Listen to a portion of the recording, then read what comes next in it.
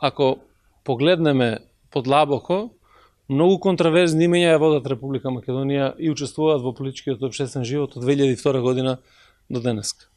Прашањето само што е тука контраверзно. Ако имавме состојба на конфликт воен, кој што беше предизвикано пред се од тоа што немавме доволно сенс можеби за интеграција на секој еден човек во општеството, тогаш навистина треба да бидеме и прагматични при носењето на одлуките и мислам дека во вакви услови прагматичноста е многу важна за подобрување на сите аспекти на општественото живење во Македонија.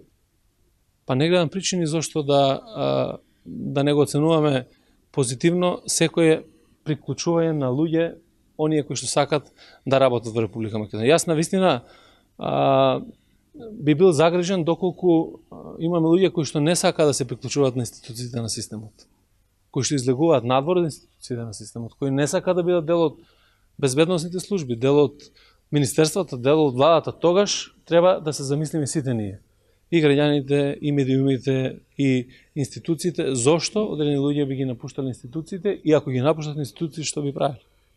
Тоа е политичко прашање. Едноставно, тој ќе работи она што ќе му се каже и што ќе се одреди неговиот делокруг на работа.